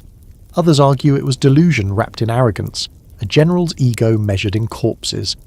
Both camps agree on the outcome. The attack will fail catastrophically, breaking not the Germans but the French army itself. You try to sleep that night, curled in your damp coat, the sound of rain mixing with the distant murmur of guns. You dream of Vimy Ridge, the hum of the limestone, the brief illusion of success. Then the dream turns darker. Faces half buried in chalk, mouths open as if singing. You wake with a start, heart pounding, unsure if the noise outside is thunder or artillery. Dawn approaches in pale smudges. The officers pace like caged animals, checking watches every few seconds. The first waves of troops line up in the trenches, rifles slung, bayonets fixed. You can see the strain in their faces, something between faith and fatalism. One soldier looks at you and grins weakly. "We will be in Berlin by Thursday," he says. His friend laughs without smiling. "Or under it." The whistles blow, the men climb, the storm begins. You stand there, frozen for a moment, watching the grey tide move forward into fog. The earth shudders, the sky flashes, and the chemin des dames begins to eat them alive. You whisper to yourself, half prayer, half resignation. Here we go again. You can tell right away that something has broken. Not the enemy line, but the men themselves. It's a few days after the first waves of Nivelle's offensive, and the trenches smell of defeat before anyone dares say the word aloud. The ground is littered with what optimism used to look like. Shattered rifles, torn orders, empty wine bottles. Somewhere down the line, someone is laughing too loud, and no one tells him to stop. You've seen failed offensives before, but this one feels different. The silence afterward isn't exhaustion, it's betrayal. You hear the whispers first. "We were promised. We were promised." Then louder. "Nivelle lied." A historical fact to hold on to. Between April 16th and May 9th, 1917, the French army suffered roughly 130,000 casualties along the Aisne, while gaining barely 6 kilometres. The German defences, deep, layered, practically geological, held firm. The promised lightning victory dissolved into mud and blood. Nivelle's grand design collapsed under its own mathematics, and with it went the faith of an entire army. You walk through a field hospital near Soissons. The air is a blur of iodine and despair. Doctors move like ghosts between stretchers, sleeves rolled up, eyes ringed with fatigue. A nurse hums under her breath, maybe a lullaby, maybe to drown out the groaning. The wounded men aren't shouting anymore. They're staring, silent, like they've run out of words for pain. Outside, the surviving units return to their positions, but no one pretends they're fighting for strategy now. They're fighting for routine. Orders still arrive, though fewer obey them with conviction. The phrase, "the general knows best," has turned sour. That's when the muttering begins in earnest. You're with a group of infantrymen near the village of Courcy, sitting around a half-dead fire. One man is carving something into his mess tin with a bayonet. À quoi bon? What's the point? Another is cleaning his rifle with deliberate care, though you can tell he's not expecting to use it. They talk quietly at first, about home, about officers who eat hot meals while the men chew rain, about Nivelle's promises of a 48-hour victory that's now in its 4th week. Then one says it outright. "We should stop." The others look up. "Stop fighting," he clarifies. "Just stop." You'd think there'd be outrage. There isn't. Just nodding. One man even smiles. The fringe rumour swirling through the lines says some regiments have already done exactly that. Refused to leave their trenches, marched back from the front singing revolutionary songs. Command tries to hush it up, but gossip moves faster than telegraph wires. They say a unit near Villers-Cotterêts turned its rifles upside down in protest. They say a general was locked in his own command car until he promised to send the men home. No one knows what's true, but everyone hopes it is. The French army mutinies of 1917 will later become a footnote in textbooks, often softened by language, refusals, disobedience, collective fatigue. But you can see the truth in the soldiers' eyes. This isn't rebellion for glory, It's survival dressed as surrender. They've seen enough of mathematics and miracles. They've watched too many friends vanish into scientific offensives. Now they want something simpler, to live long enough to go home. The scholarly debate that still flickers in history books concerns the scale. How widespread was it, really? Some scholars claim half the army was affected, others insist it was closer to a quarter. What matters more than numbers, though, is mood. For the first time, the French soldier, le poilu, the hairy one, the heart of France, no longer trusts the voice issuing from the map room. You find yourself at a staff post where a new man has taken charge, General Philippe Pétain, the quiet saviour of Verdun. His presence feels heavy but calm, like a stone in water. He doesn't roar or promise miracles. He simply says, "No more reckless attacks." The officers listen. The soldiers almost weep with relief. Pétain understands what no one else would admit, that an army isn't a machine, it's a mood. That night, you wander the rear lines, past campfires where men sing softly in the dark. The songs aren't patriotic, they're lullabies, laments, drinking tunes. Somewhere, a corporal recites a poem about mud. You stop to listen, though the words fade under the wind. A sergeant nearby says, "It's funny. We've stopped fighting the Germans. Now we're fighting hope you nod." There's no witty answer to that. The fringe fact for tonight. Some historians claim a handful of German observers along the line actually heard the mutineers singing l'Internationale and thought it was a trick, some strange French morale tactic. They didn't realise it was the sound of men deciding collectively not to die for promises anymore. You lie down on a slope overlooking the valley. The stars above are faint, dulled by the perpetual haze of distant guns. From far away the front still flashes, lazy and irregular. You think of Nivelle somewhere in Paris, already being replaced, already rehearsing excuses for history. The air smells of smoke and lilacs. Spring is trying foolishly to exist again. In the morning you'll hear new orders, no more offensives, just holding actions. Pétain will visit the lines, hand out extra leave, promise better food. He'll slowly stitch the army back together thread by thread. But something essential will remain torn. The illusion that courage alone can defeat concrete and mathematics. You close your eyes, the murmur of tired voices rising around you like waves. The mutiny doesn't feel like an end, just a pause. The war machine hasn't stopped, it's merely caught its breath. And beneath it all, faintly, you can still hear the guns. They never tire, they never mutiny. The French lines have gone strangely quiet. No whistles, no shouted orders, no pointless charges through fog. Just the low murmur of men trying to sound normal again, talking about home, football, the taste of real bread. You can tell Pétain's influence has seeped into the trenches like a slow thaw. The madness is still here, but it's frozen over with discipline. You, meanwhile, drift north again, back toward the British sector, where order has never quite replaced chaos. The terrain feels different here. Flatter, less poetic, all business. There's an efficiency to the destruction. Wrecked roads neatly aligned with cratered ditches, dead horses stacked like supply crates. You pass a sign that reads "To the Hindenburg Line," this way to the end of your nerves. The humour's morbid, but at least it's humour. You soon see why. The Germans have been retreating again, though retreat is far too graceful a word for what's happening. This is engineering masquerading as movement. They call it Operation Alberic, the great German withdrawal of early 1917. It's methodical, deliberate, no panic, no chaos. Just a strategic step backward into something stronger. Behind them, they leave ruin, roads mined, bridges wired, wells poisoned, orchards felled. Even the villages look cursed, roofs collapsed in perfect patterns. Its destruction so tidy, it borders on art. A historical fact worth savouring. The Hindenburg Line wasn't just a wall of trenches, it was a system of 3 defensive belts, running up to 6 miles deep, built during the winter of 1916-17. German engineers turned the landscape into a weapon.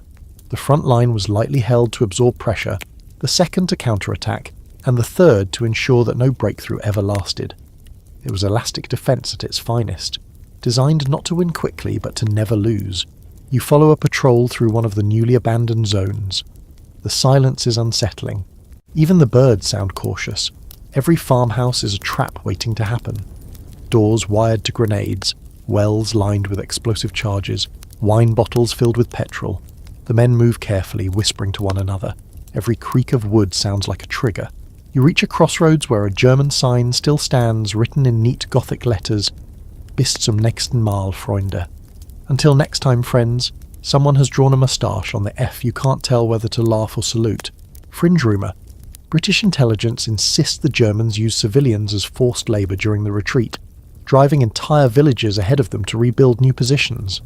Some diaries mention women and children walking barefoot through the snow, pulling carts filled with lumber and wire. Officially, the German High Command denies it. Unofficially, even some of their own officers call it necessary cruelty. You're not sure which part offends you more, the act or the phrase. As dust settles, you come across what used to be a small church. The roof's gone, but the stone altar still stands. Someone's left a crucifix hanging from a beam. It sways gently in the wind, creaking like an old gate. You sit for a moment in the wreckage, listening to the creak, the quiet, the far-off rumble of guns. The world feels hollowed out, as if civilization has gone into hibernation. Here's the scholarly debate tied to this moment.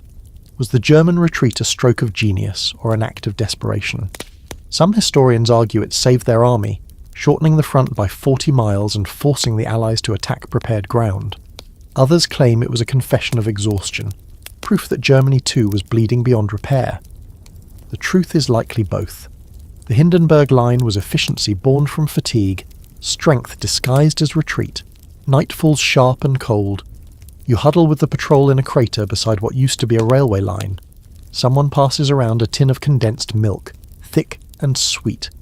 Another lights a cigarette with shaking hands. You all watch the horizon glow faintly orange where German demolition teams torch what they can't carry. Whole towns burn cleanly, leaving silhouettes of chimneys like gravestones. The man beside you, Corporal Ellis from Manchester, says, "You have to hand it to them. They tidy up after themselves."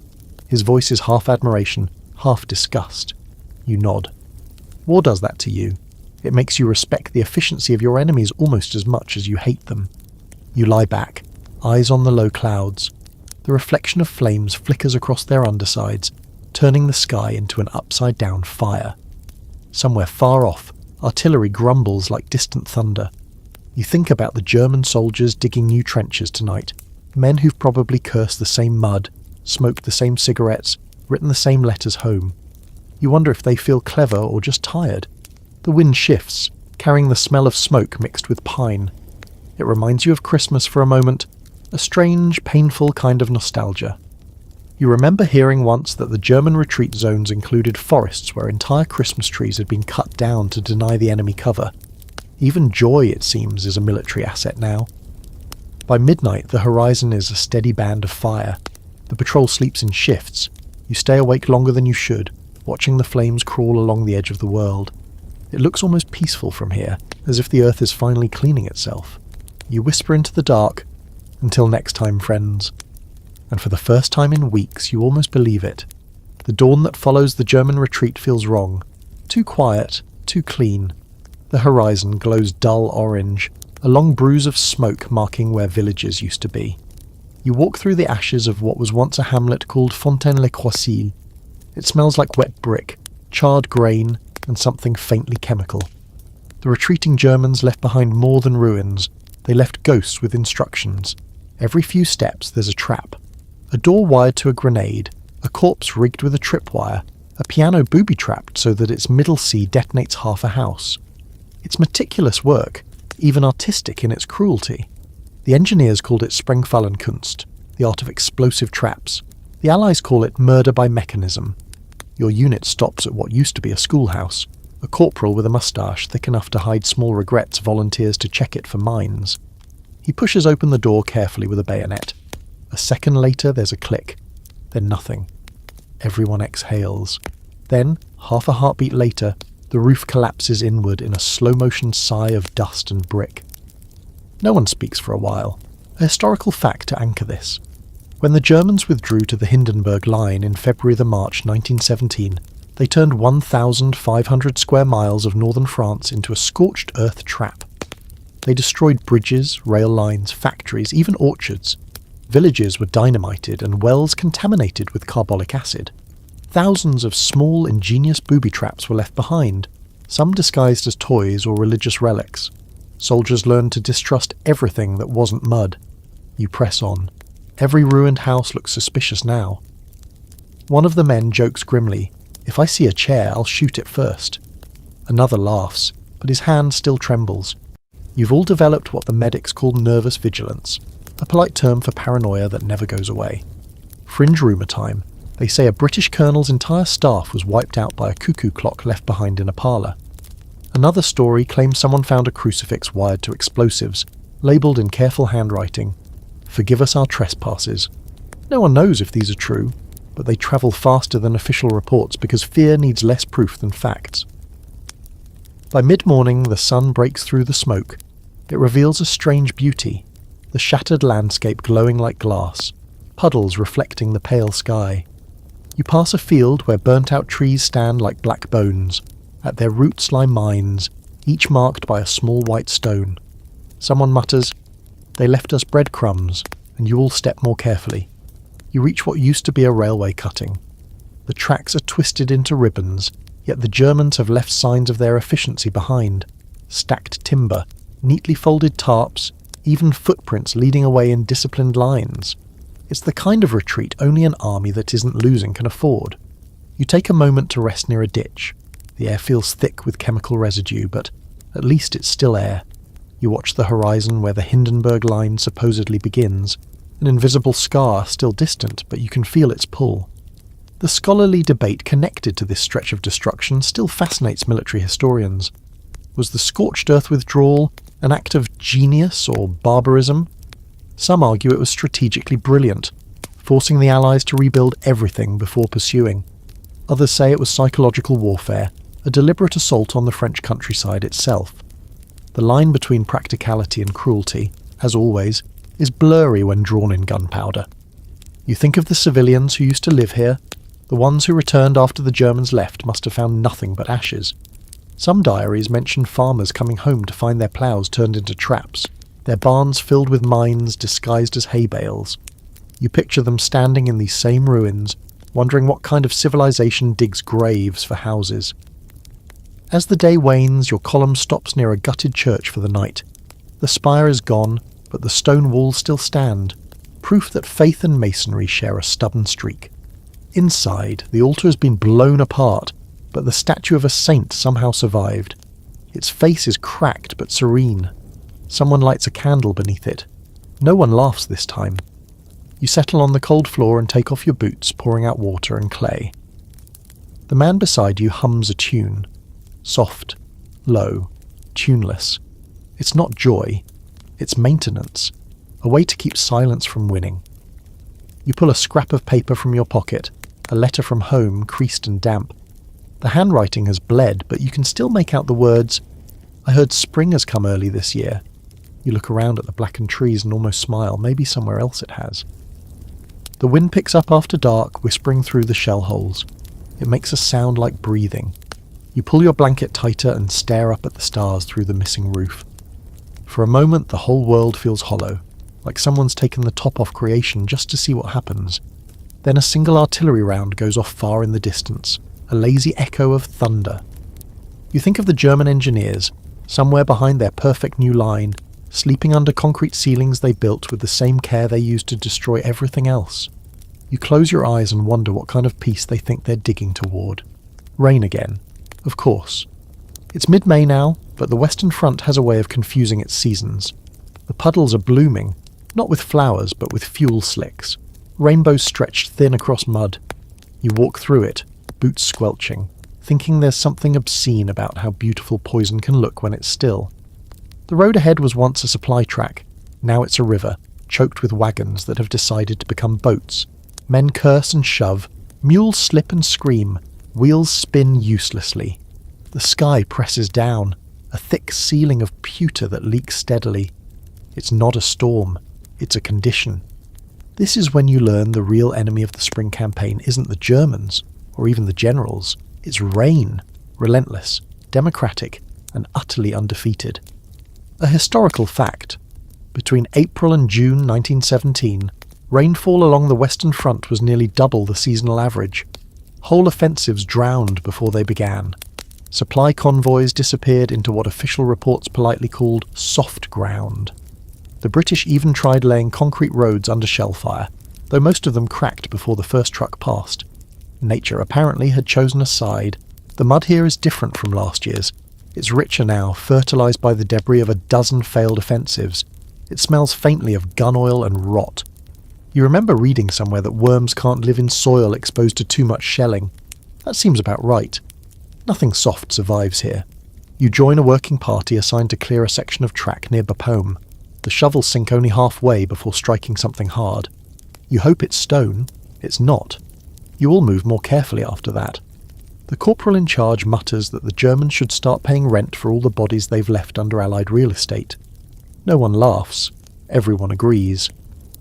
The rain keeps coming, indifferent. Tents collapse, trenches fill to the brim, and the very air begins to mould.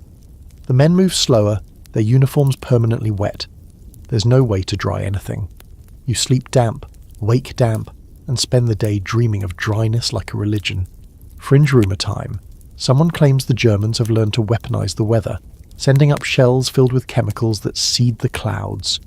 Another insists it's the British themselves, testing some secret moisture-spreading agent to keep the enemy bogged down. Both ideas are ridiculous, but when the ground literally swallows a mule in front of you, you start considering divine conspiracies. At night, the camp turns into a chorus of coughs.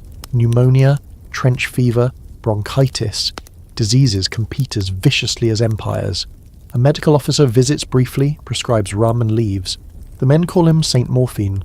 Here's where the scholarly debate splashes in. Historians still argue how much the 1917 weather truly shaped the war. Some claim the endless rain simply magnified existing incompetence, an excuse soaked into the reports. Others see it as decisive, a natural ally to the defence, halving every offensive before it started. The truth probably lies somewhere in the trench between those arguments, filled with a few inches of brown water. You walk sentry duty one night along a half-collapsed communication trench. The rain has slowed to a mist, thin enough to taste. You breathe through your scarf and watch the flare light pulse across the clouds. Every so often the ground lets out a quiet glurp, another piece of history sinking. Somewhere to your left a man sings softly to himself. The melody's unfamiliar, maybe Welsh.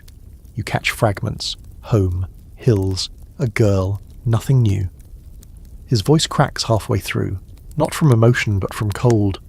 When he stops, the silence feels heavier. By morning the trench resembles a canal. You wade through waist-high muck, helping a comrade drag a ration crate that's somehow heavier than guilt. Inside, the biscuits have dissolved into grey paste. Breakfast soup, he jokes, handing you a handful. You eat it anyway. The landscape, for all its misery, has a kind of rhythm. The wind whistles through broken wire, rain taps on helmets, distant guns boom like an offbeat drum. You start to think of the front as an organism, breathing, sweating, digesting men. The mud is its bloodstream, slow and inevitable. Toward afternoon, a lull in the weather tempts command into optimism. Orders arrive. Build duckboards, restore the road, prepare for mobile operations. Everyone laughs. Mobile has become a curse word. It means, pretend you can walk through this again. Still, you hammer boards into place, each thud a tiny rebellion against the elements. A lorry tries the road later that evening. It makes it 10 yards before the wheels vanish. The driver steps out, looks at the ground, swallowing his machine, and mutters, "She's gone for good." Then he lights a cigarette, sits on the roof, and smokes until the truck sinks completely. The absurd calmness of it feels heroic. As darkness falls, the rain returns, soft but steady. You crawl into your dugout, water dripping through the ceiling in rhythmic beats. Someone's rigged a tin can to catch it, and the plink-plink becomes your lullaby. You close your eyes and imagine dry wood, a real bed, a roof that doesn't sigh. Outside, thunder murmurs somewhere over the Hindenburg line, echoed faintly by guns. It's hard to tell which is which anymore, nature or strategy, weather or war. They've started to sound the same. You whisper to no one in particular. Maybe God's just another artillery officer. The rain answers with another slow, steady drip. You wake in darkness so thick you're not sure whether your eyes are open. The air is wet, heavy, and smells like damp wool and iron. For a moment you forget where you are. Then the sound starts. Low, rhythmic, human. Not speech, not prayer, just breathing. Dozens of men in the dugout inhaling and exhaling in unison, each trying not to listen too hard to the ones who aren't. Outside, the rain has slowed but hasn't stopped. It seeps through the walls, drips from the ceiling, pools around boots. The war, it seems, has decided to settle into you rather than over you. When you crawl out into the pale morning, the world feels muted. Shellfire sounds farther away than usual, like thunder from another century. You follow the trench line past men who sit motionless, staring at nothing. They're not asleep. They've just reached the part of exhaustion where movement feels optional. You pass a man you recognise, a private who used to whistle while cleaning his rifle. He's sitting in the mud, helmet on, hands clasped. His lips are moving, but no sound comes out. His eyes are open and fixed on a patch of sky he probably isn't seeing. You ask if he's all right.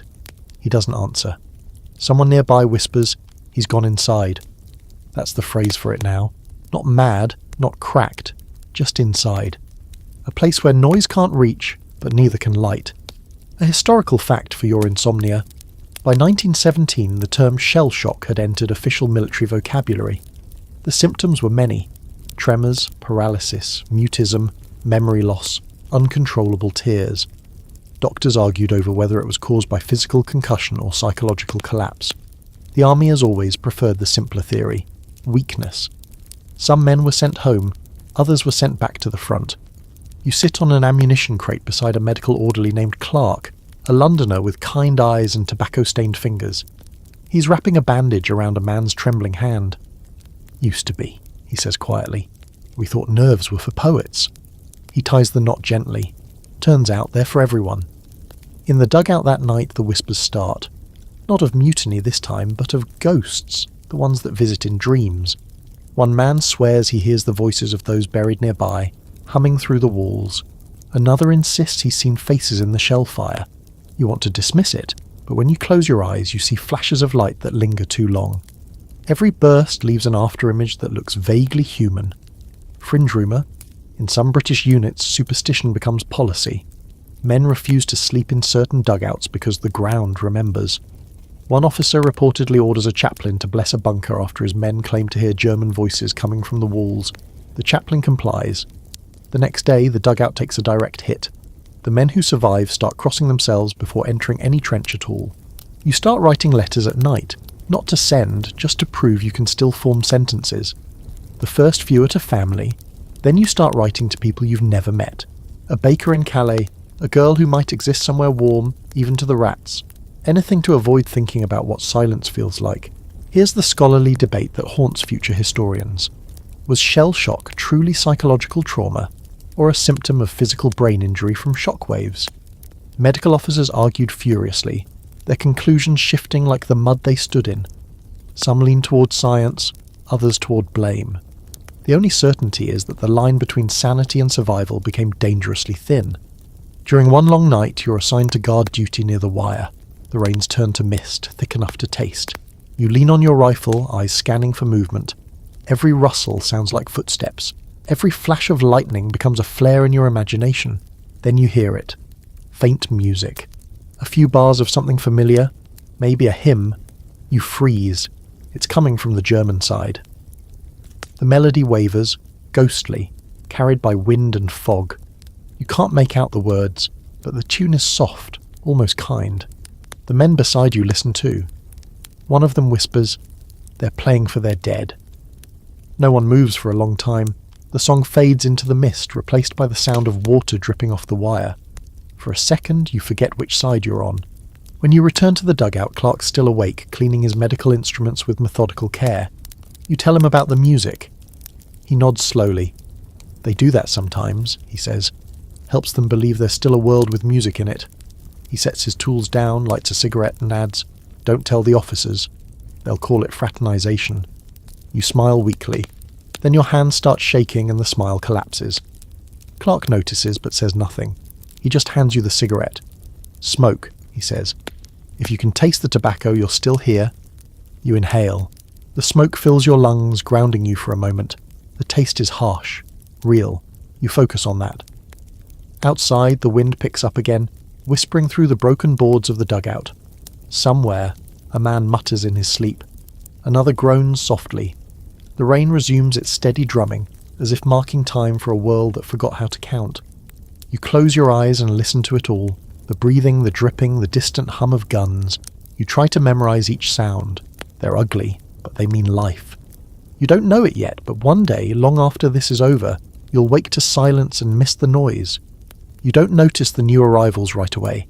The front is too noisy, too repetitive. Every day a loop of rain, rations and waiting. But one morning, as you're scraping mud off your rifle with a dull knife, you hear the sound of new machinery.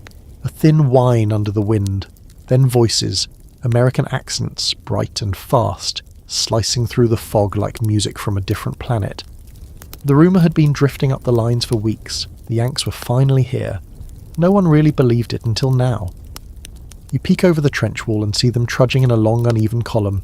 Fresh uniforms still creased, helmets shiny, rifles carried like parade props.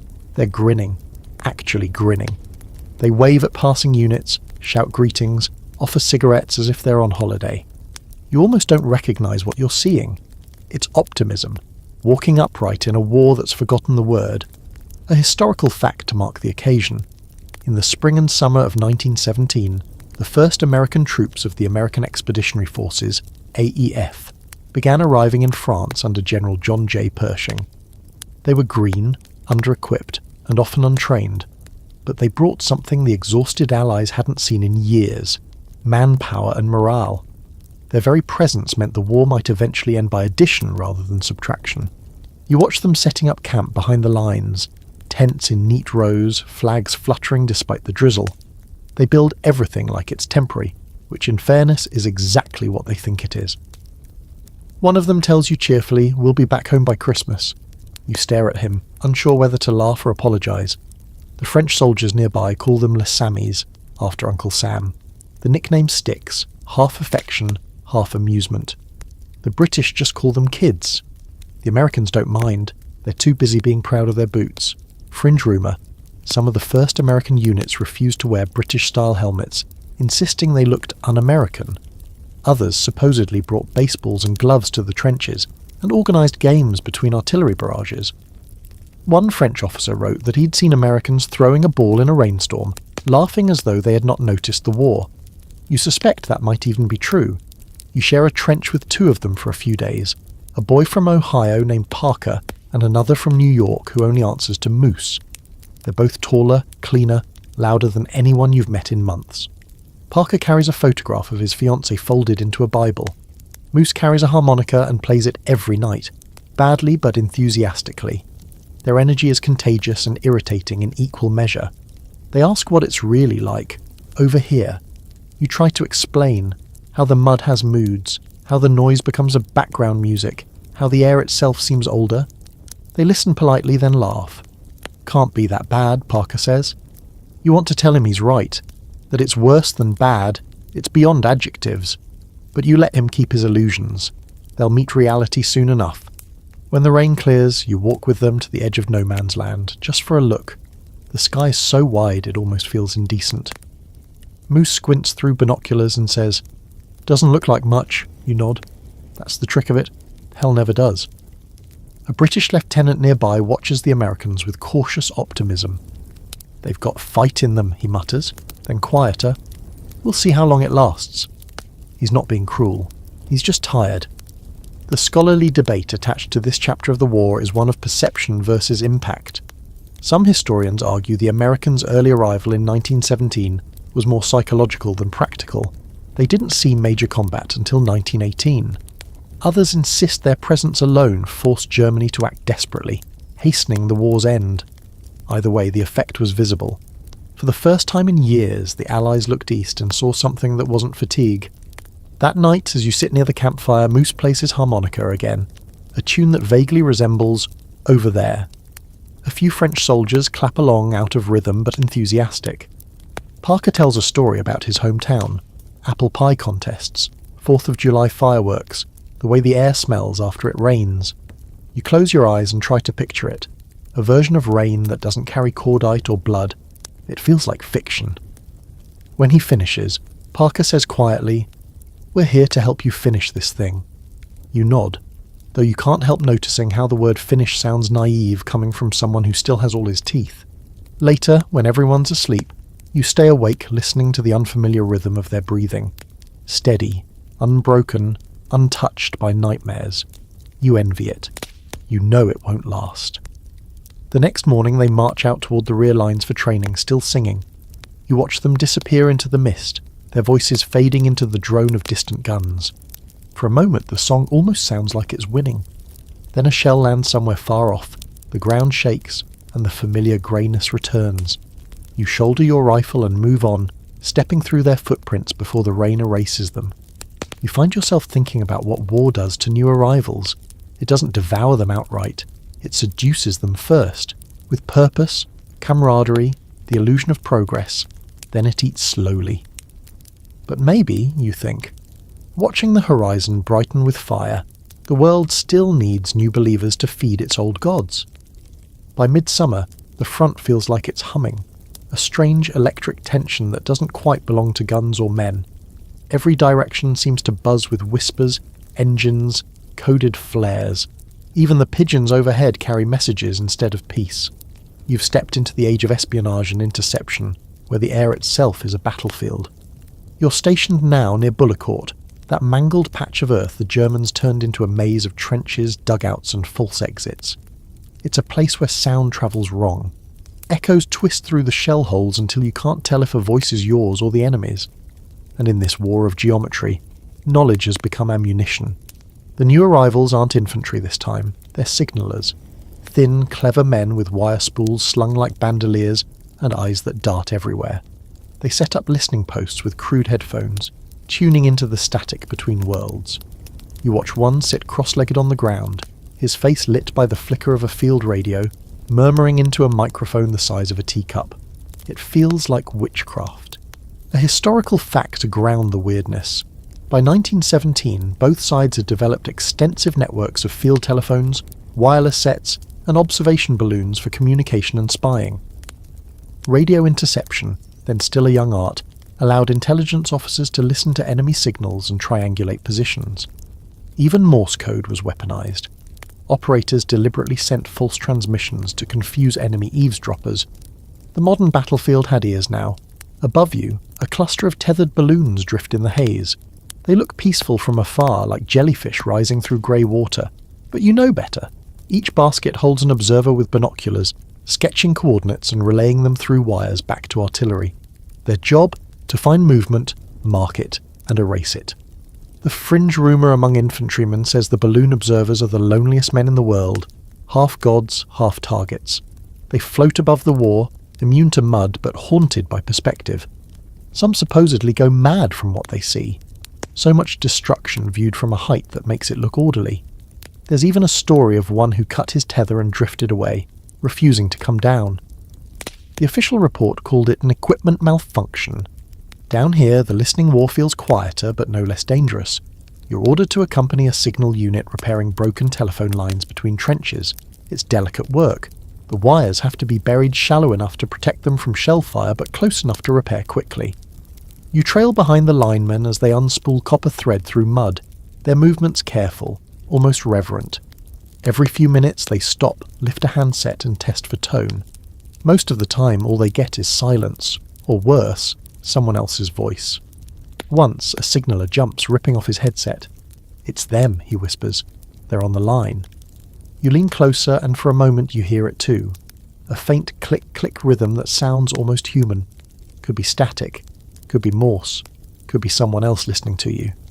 That's the new kind of fear here. Not the bullet you can see, but the whisper you can't. Here's the scholarly debate that later historians love to unravel. How much of the war's outcome depended on intelligence versus brute force?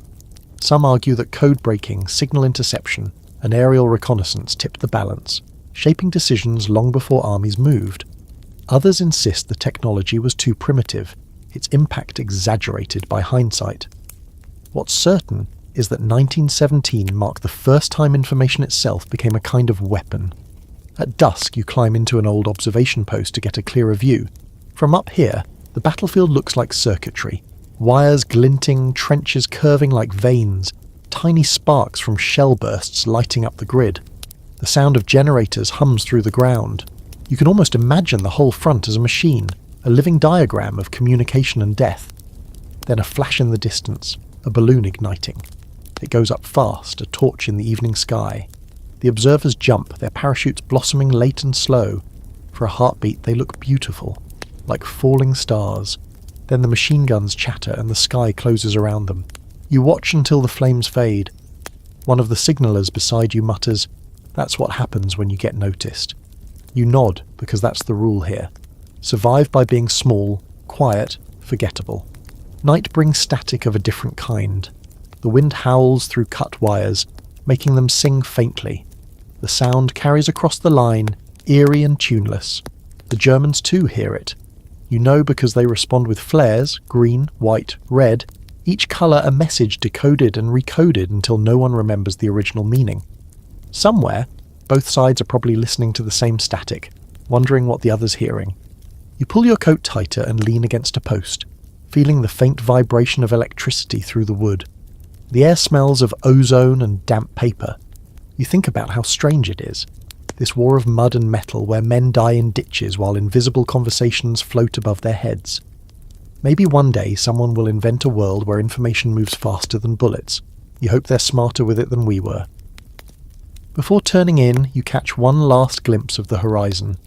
The night glows faintly with flare light, flickering like old film. Somewhere out there, a German operator taps a code you'll never read, sending words into the void. Maybe it's coordinates, maybe it's poetry. You'll never know. You climb down into the trench where the wires hum softly underfoot and whisper to no one in particular. Good night, static.